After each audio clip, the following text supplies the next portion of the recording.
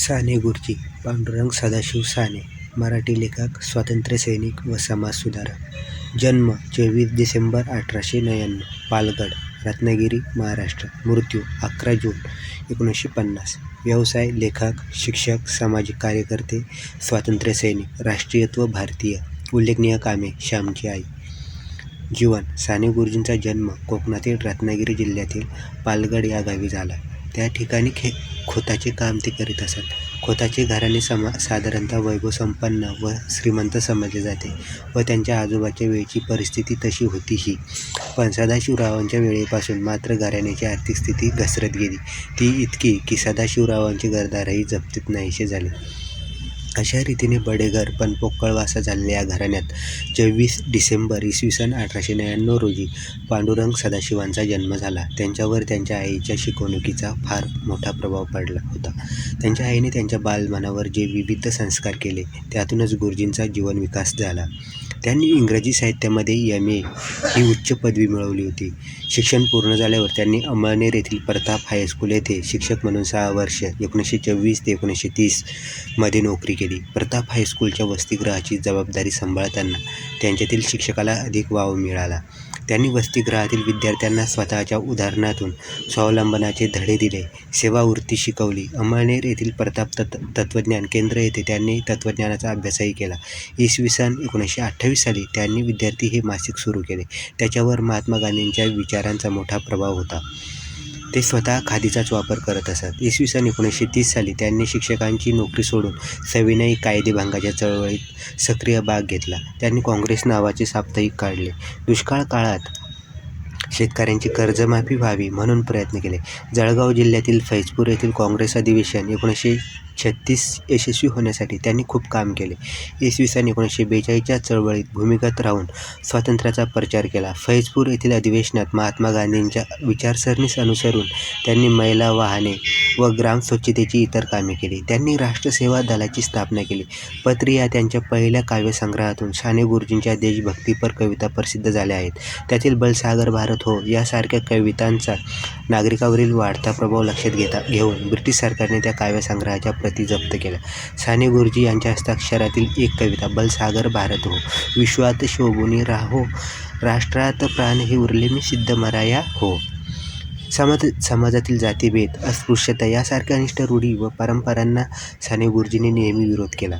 पंढरपूरच्या विठ्ठल मंदिरात हरिजनांना प्रवेश मिळावा यासाठी त्यांनी 1946च्या दरम्यान महाराष्ट्राचा दौरा केला. या भूमिकेला महात्मा गांधींचा पाठिंबा मिळवण्याचा प्रयत्न केला. तो शेवटपर्यंत मिळाला नाही. अखेर त्यांनी या मुद्द्यावर उपोषणाचा मार्ग अवलंबला व त्यांना यश मिळाले.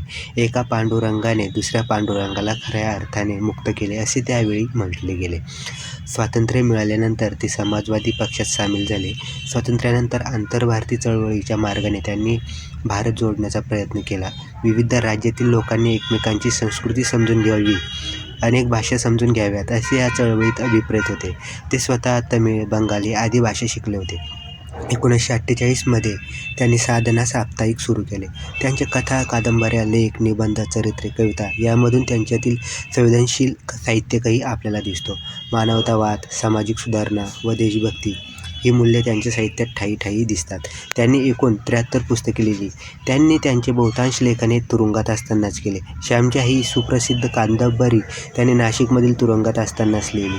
आचार्य विनोबा भावे रचित गीता प्रवचने सुद्धा विनोबा भावे यांनी धुळे येथील तुरुंगात 1932 सांगितली व साने गुरुजींनी लिहिली. याच धुळ्यातील तुरुंगात त्यांनी स्वातंत्र्य लढ्यातील सहभागाबद्दल सुमारे 15 महिन्यांचा तुरुंगवास भोगला. तसेच पुढे बंगलोर येथील तुरुंगात असताना त्यांनी तिरुवल्लीवर नावाच्या कवीच्या कुरल नावाच्या तमिळ महाकाव्याचे मराठीत रूपांतर केले.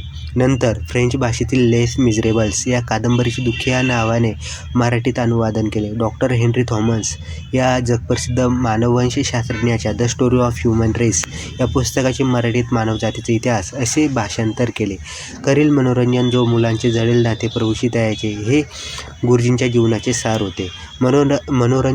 मनोरंजनातून मुलावर सुसंस्कार करण्यासाठी गुरुजींनी अनेक पुस्तके लिहिली. साने गुरुजींचे भारतीय संस्कृती आणि हिंदू धर्मावर निरातिशय प्रेम होते. त्यांनी भारतीय संस्कृती हा ग्रंथ लिहिला. तसेच भारतीय संस्कृतीतील अनेक महापुरुषांची चरित्रे लिहिली. त्याची मोरी गाय हे पुस्तक प्रसिद्ध आहे. मातृहृदयी गुरुजींनी आईवडिलांच्या प्रेमावर मोलकरीण नावाची अप्रतिम कादंबरी लिहिली, ज्यावर पुढे जाऊन मराठी चित्रपट निघाला. गुरुजींनी लिहिलेला खरा तो एकची धर्म, जगाला प्रेम अर्पावे ही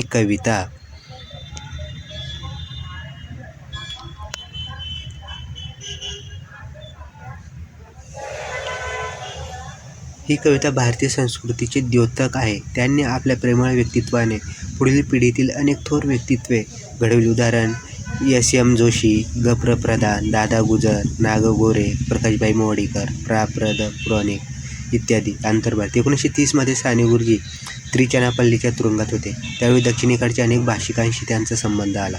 अनेक भाषांचे वैभव आपल्याला अज्ञात असल्याचे त्यांना जाणवले. आपण भारतात राहत असूनही इथल्या वेगवेगळ्या प्रांतात बोलल्या जाणाऱ्या भाषांची माहिती आपल्याला नसते.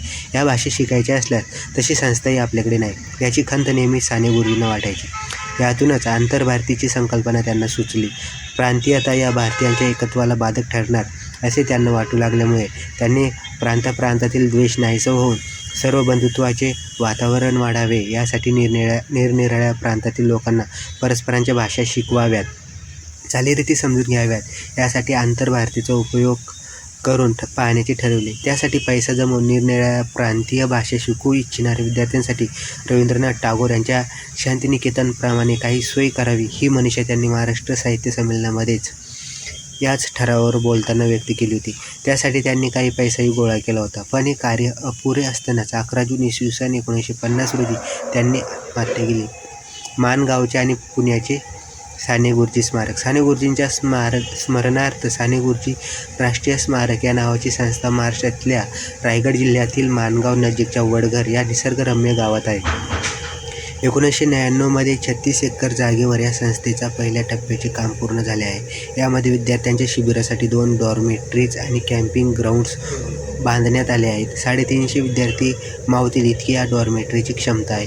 युवा श्रमसंस्कार छावणी, वर्षारंग, प्रेरणा प्रबोधन शिबिर मालिका, मित्र मेळावा, अभिव्यक्ती शिबिर, राष्ट्रीय सेवा योजना, विशेष श्रम संस्कार शिबिरे, साहित्य संवाद, भाषा अनुवाद कार्यशाळा असे अनेक उपक्रम या संस्थेत नियमित होत असतात. शाळांच्या अनेक उपक्रमासाठीही या डॉर्मेटरी उपलब्ध करून दिल्या जातात. या संस्थेने आता 2009 साली प्रकल्पाच्या दुसऱ्या टप्प्याचे काम हाती घेतले होते. या दुसऱ्या टप्प्यात साने गुरुजी भवन आणि आंतरभारतीय अनुवाद केंद्र अशा 2 प्रकल्पांची योजना आखली आहे. साने गुरुजींच्या कार्याचा आढावा घेणारे कायमस्वरूपी प्रदर्शन साने गुरुजी भवनामध्ये होणार आहे.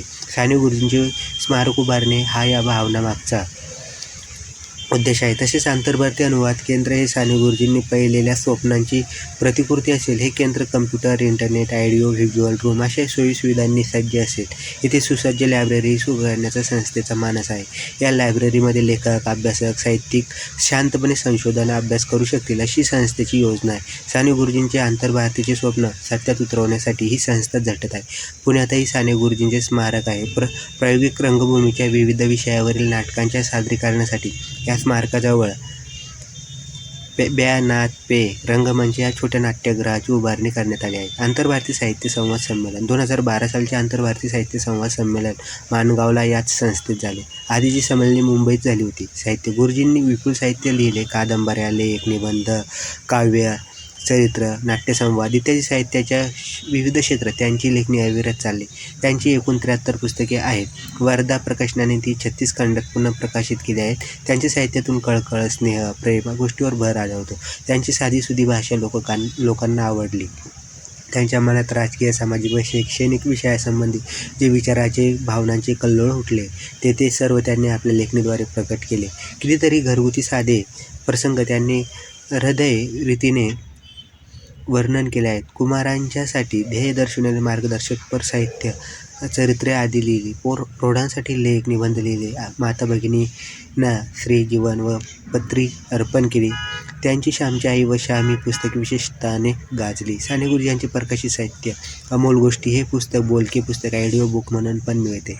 आपण सारे भाऊ आस्तिक इस्लामी संस्कृती, ईश्वरचंद्र विद्यासागर चरित्र, कर्तव्याचे हाक, कला आणि इतर निबंध. कला म्हणजे काय, कल्की अर्थ, संस्कृतीचे भविष्य, कुरल नावाच्या तमिळ महाकाव्याचे मराठी भाषांतर, क्रांती, गीता हृदय, गुरुजींच्या गोड गोष्टी, भाग 1 ते 10, भाग 1 खरा मित्र, भाग 2 घामाची फुले, भाग 3 मनुबाबा, 4. फुलाचा प्रयोग. भाग 5. दुखी.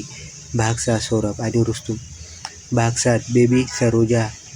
भाग 8. करुणादेवी. भाग 9. यती की पती. भाग 10. चित्रांनी चारू. गोड निबंध. भाग 1.